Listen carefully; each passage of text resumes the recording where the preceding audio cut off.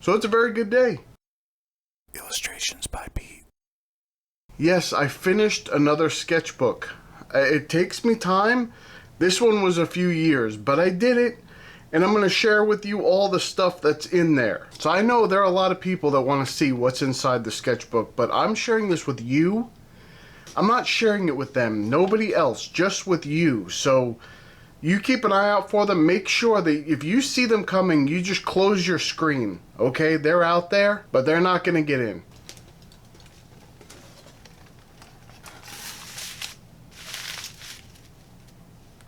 Don't let them in. Okay, we have the Etchr cold press sketchbook here, and I don't know why, but for some reason I never do anything on this first page ever. In almost any sketchbook that I have, I just never do. It could be because of this bend and this crease here, but I just never do that. So I started this December of 2019. It takes me a long time to finish sketchbooks, all the way down to June of 2022. So that's a long time for a sketchbook, but I really did enjoy this book. I think it has great texture on it, and that's something that I love. I love the texture in this book. The paper is amazing. I love it. So we're going to start off here. I just did some kind of fossil sketch thing. I really like this. I was just testing out the book and testing out the paper. I think I put some masking fluid on these lighter parts first, and then did the wash, and then took it off, and then colored it in a little bit. So paper handles very well. I really like this. Someone else did something similar to these pictures somewhere else. These are not originals for me, but I like the way they look, so I put them in here, and you can see the transition in this book when I go from more realism, or at least representational realism, into something much more abstract as you go through the book here.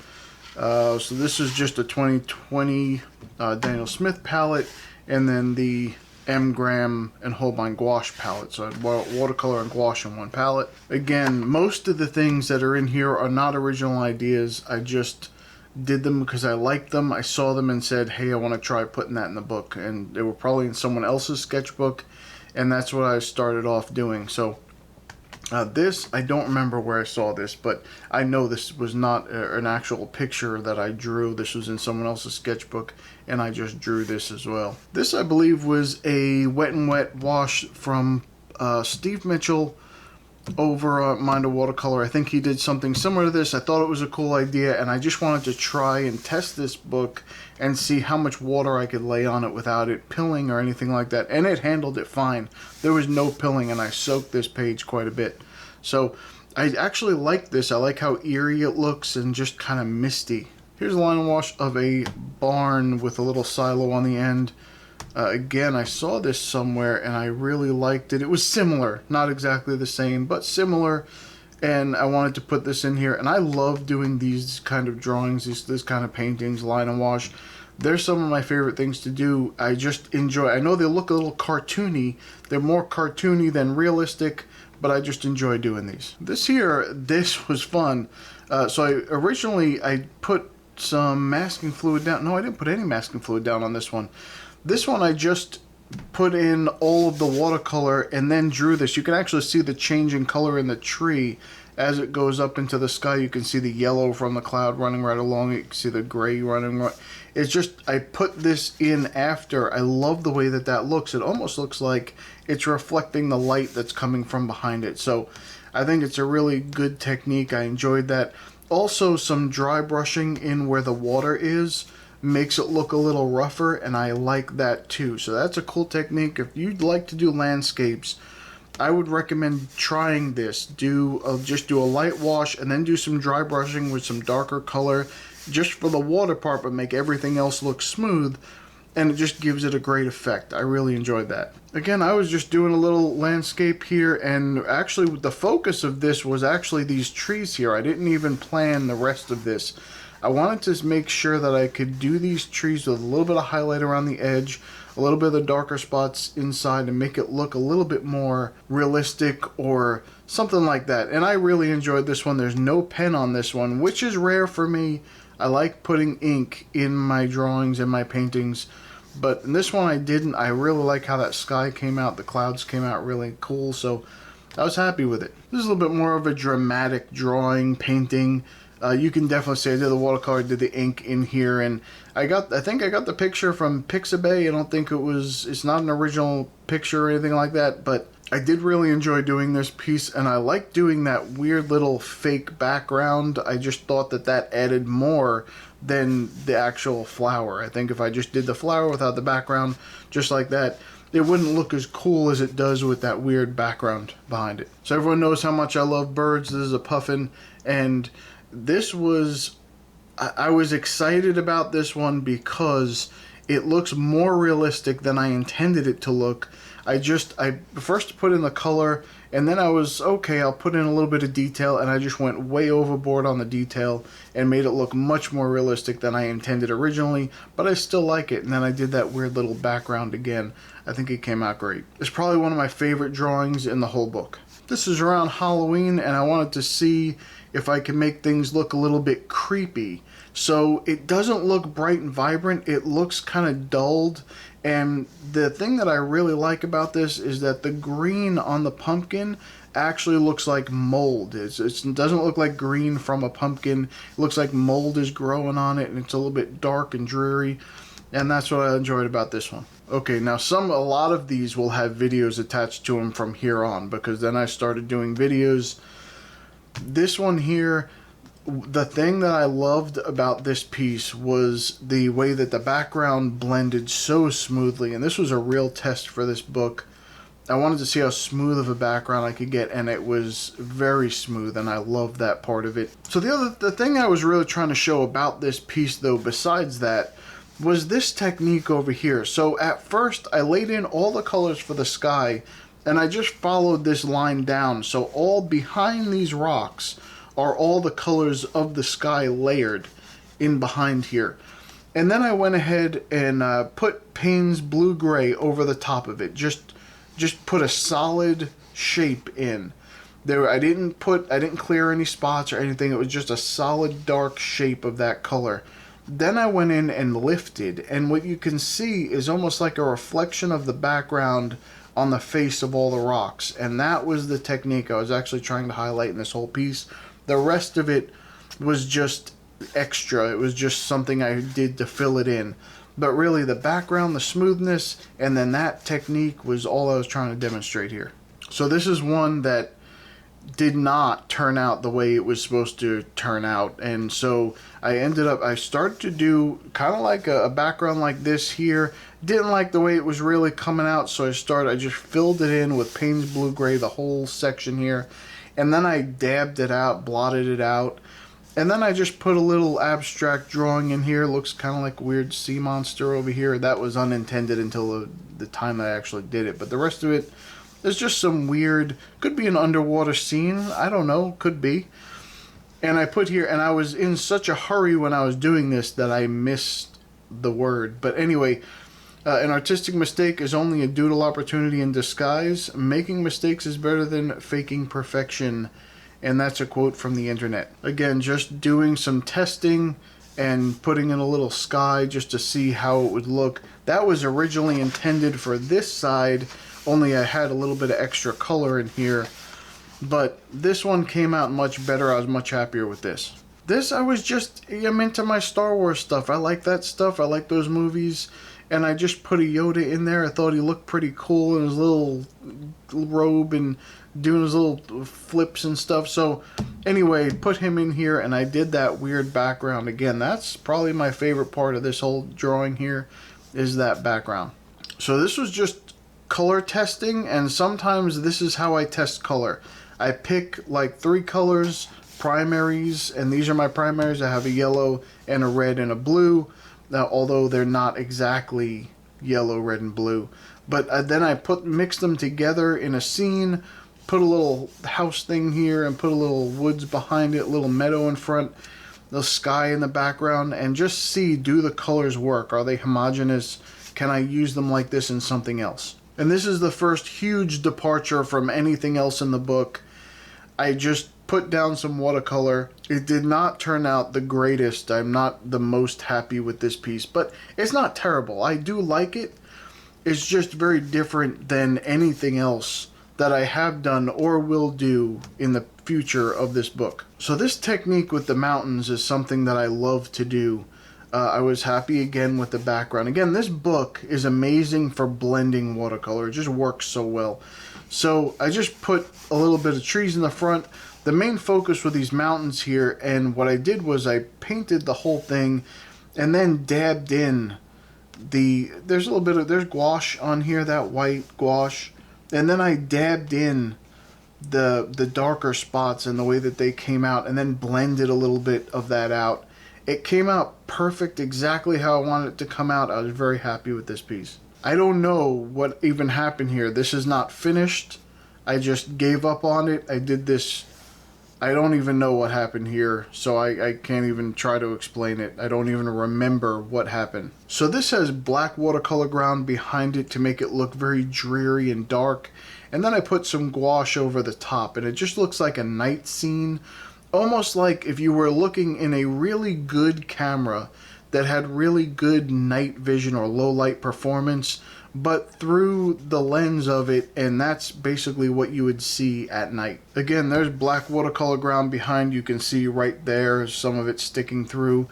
And I just put gouache on top, and the thing that I like about gouache is that you can add so many different textures.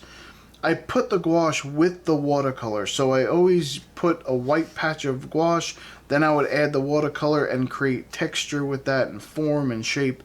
And I like the way that came out. There's no ink in this one, just like the other one, but it's okay. I like the way it came out. I enjoy these kinds of textures. They're a little dark, but that's okay. And so here's some ink tints. When I did this, I just wanted to test out the ink tints. Again, bright colors. Ink tints is bright, vibrant. I use these dreary, dark colors. That's okay. It was fine. I did the scene that I wanted to do. This was the star of the show right here. There were these, if you've ever seen these mushrooms, they're like iridescent. They glow like white, and they have like a bluish tint or a pinkish tint or a greenish tint. And I put those front and center here, and that really was what I was trying to focus my attention on.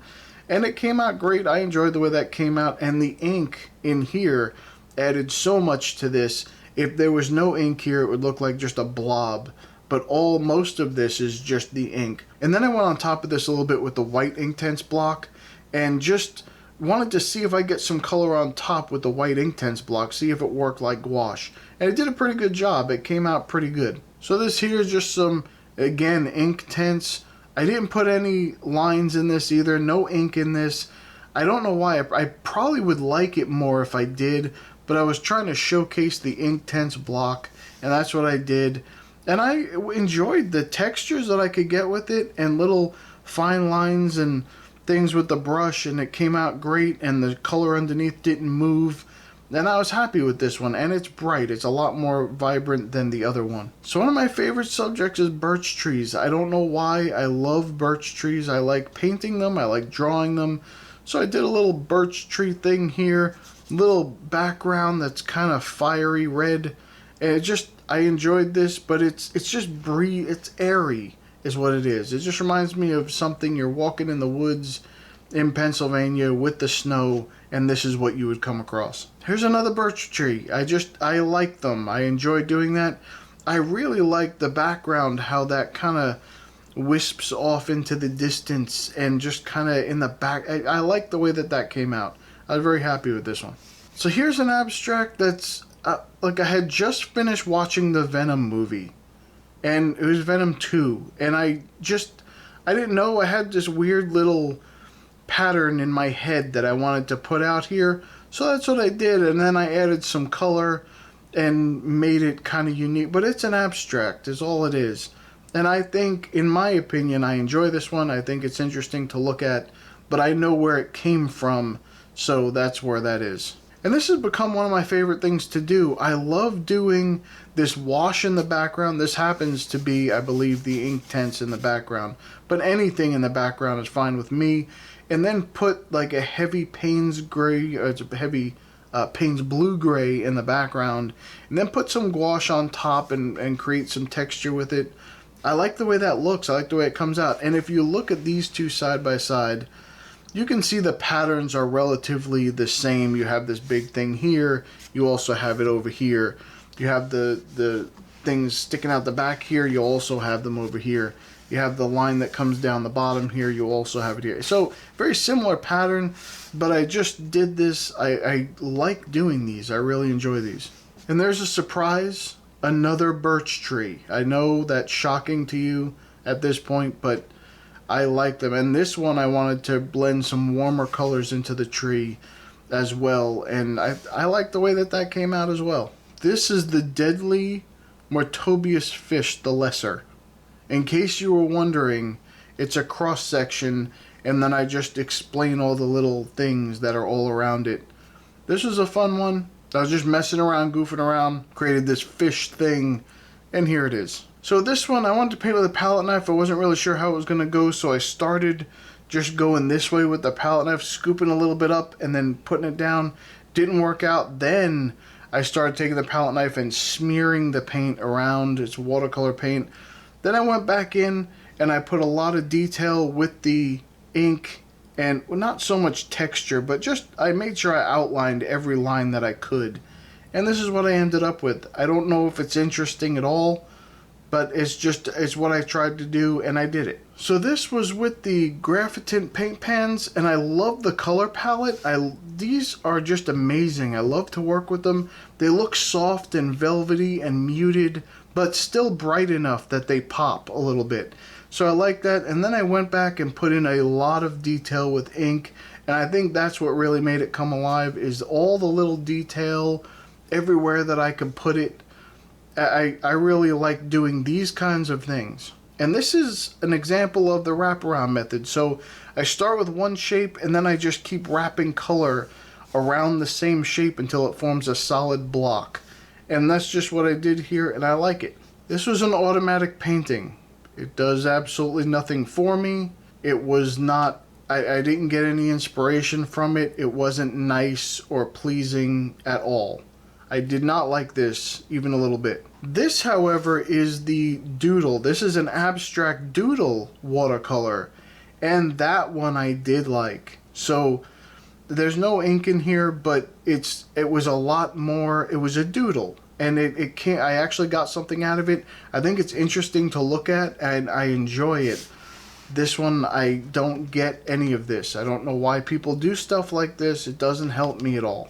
Another Graphitin paint pan thing here, and what I did was, so the whole lesson of this was what happens if you first add the color and then add the ink versus if you add the ink and then add the color. And I did that both in this. I think you used painter's tape or some kind of tape, and I put it all down. Then I did the wash of the other colors, then stripped the tape off, and then put in the ink in the color first. Then I filled the ink in the open white space and then added the color to the open white space.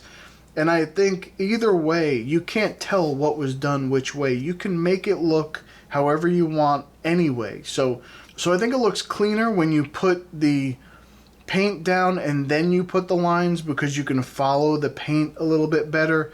But if you put the lines in and then put the paint, you can still make it look just the same. It's not a big difference. So this here is just an abstract line and wash. And again, this is the only section that was bright, and I did that on purpose. Everything else around it is very dark, muted, and toned down. And I like the way it came out, not as much as some of the other ones, but I think it's interesting. And I didn't put this on black watercolor ground. I actually just filled all this in after I did the painting. So here's another example of the wraparound method, but what I did with this one was, same thing. I started with one thing and then just kind of wrapped around until it was in a solid block. But then I added this with ink later to make it look a little bit more interesting, just so it wasn't just a block sitting on the paper. But same thing I did, a lot of little tiny details, lines, and you don't have to do.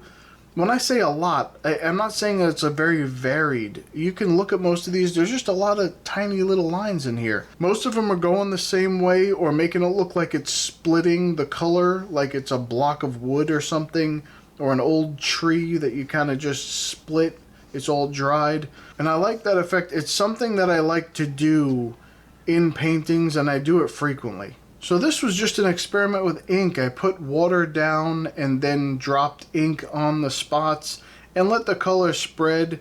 Whatever it was going to do, that's what it was going to do. I had no problem with it. And then I just went back in. You can see, obviously, where the color ran out into the water here and just kind of faded to a very light. But then over here and here, where it gets very concentrated, or where the colors run into each other and it creates a completely different color. I enjoy this one, but there's more detail in here than you can actually see. It's highly detailed. You just can't see it that way. The pen was so fine. It was I think it was the Pigma .005. These lines are very fine, so some of them just kind of blended into the ink. But where it lightens up a little bit, you can see those lines a little better. Here's another one of those paintings. I love these. I just put down again with the color. I don't think I used the Inktense this time or the Graphitint. I think this is just watercolor in the background. And then I put the heavier Payne's Blue Gray and made it very concentrated. It gets very dark when you concentrate it very heavily, especially if you're putting it over some other dark colors. The thing here, I did a little bit, instead of doing all warm, I put a little bit of a cool red, but still dark, very dark in the background. And then I went back over with the white gouache and added some detail. I love these. I'm going to probably do one in acrylic as well, just to see if I can get something similar. I'm sure I can, but I just enjoy doing these. So this one, I was trying to show how you take an actual photo and use that for some kind of inspiration for abstract art. And it was a picture of a bird that was coming down, and there was a fence behind it, but I didn't draw any of that. And it was just a little robin, and I decided to take that and turn it into this and make it kind of abstract. I like how this came out. There's not a whole lot to the drawing. There's not a lot to it. You can see a lot of details in here that I went back in with some fine liners, colored fine liners, and put some detail in each of the different sections, tried to match the color to what I was using for the watercolor. But I enjoyed this. I think it was fairly nice. It came out a little bit more literal than I would have liked. And the original picture had much better composition, but the wings were kind of, the head and the wing kind of came up a little bit closer, or more of an angle this way. It was nicer than this, but I wanted to spread it out across the whole page, so this is how I did it. This was a disaster. I took a picture and put a bunch of elements together and wanted to make a photo reference for an abstract piece. This came out pretty harsh, pretty dirty looking, and that's because this is some granulating here, the Lunar Black from Daniel Smith, and it looks kind of dirty. And I think that added to the overall darkness of the piece. There's no real bright spots in here, nothing really draws your attention. It's like a deep, murky ocean, and that's it. So I tried again over here, same picture, but tried to make it a little bit nicer. I like the way it came out better, but it's just not the same. It didn't come out the way that I wanted to. The only real detail that I did, other than outlining with ink, I only did the detail on this one section so that it would draw your attention to it. But really, this was not as good as I had wanted it to be. So this is the only time in this book where this ink bled through from the other side. I poured a lot of ink on here. It was water with ink and just moved it around. It bled through just enough on the edges and then a couple little spots inside here. And I wanted to make it a part of something. So I did an anatomical drawing with some muscle tissue and things like that. And just incorporated everything that was there and just made it a part of the same drawing. And I love this piece. This is one of my favorite ones in the entire book. I love all the little details everywhere. I think the way that it looks is definitely something that I love drawing. Here's a little self-portrait. This is just sometimes how I see myself in the mirror of life, and nothing bad about it. I think it looks nice. I think it looks pretty cool. I put this background in just to fill up the page. I think it gives it a little bit more depth. It almost makes it look like a toned page, but it's not. There's a lot of lines in that. And because it's cold press, you can see there's a lot of skipping in these lines. And that's because I was doing very quickly with a very fine marker. And those Sakura pens, the tips, they damage pretty easy, but that's okay. It was running out. I was at the end of its life, and I just started running across it, and it was skipping and bending the tip and all that kind of stuff. It didn't matter. That pen was garbage anyway, but I like this one. I think it was pretty good. So that's it with the actual drawings. I put some color swatches in the back of different yellows and reds, and then I did blues and greens that I have on my palette, and brown, some earth tones, and some darker watercolor. And that's basically all this was. And again, I never put anything on the back. It's just, this is kind of bent over. I don't know why I don't, but sometimes I don't want to draw on the back of the back page. It's almost like a separation for me, and I like it there, so I leave it there. It's not a problem. It's no anxiety. Not like, oh, I have to fill it and make it look nice. Same thing with the front. There's nothing here. It's, oh, I don't want to put anything nice here, because I don't do that. It's not anxiety for the beginning of a book. I just never do that. Sometimes I'll write the table of contents here on what's on every page, and then I'll go back through them and number them. But that's really it. So I love this book. The texture of the cold press watercolor paper in this book is one of my favorites I've ever seen inside of a sketchbook. I love this book. I'll definitely get another one of these. I have way too many sketchbooks, so I have to fill up a couple of those. But I love this one, and I'm going to buy another. Thumbs up the video if you think that there's something in here that's worth something, and not that I should just throw it in the garbage. And it's okay if you do. It doesn't matter to me. But I like this book. You can see the progression in this book from more realism over to more abstract stuff, and I love this book. It was a great experience, and that's really what a sketchbook is. It's just, you put your work in, you can see how you progress, see how you change, and different things that you try. And that's something I love about sketchbooks. That's why I don't do a lot of art on single paper, just loose paper. I like to see that in a book. So that's just my idea. That's just my thoughts on it. And just one last thought. Thank you to all of you who go and just support the channel by watching videos, liking them, commenting. Thank you so much. When you go through the affiliate links, you buy something. Thank you for Patreon supporters. Thank you for buying merch. Thank you for buying art from me, prints or originals or whatever you do. Just thank you so much for supporting the channel. I am having a blast here. I absolutely love doing this. It's thanks to you that I can continue to do this. Well, that's about it for me. I'm going to go, and I'll see you in the next one.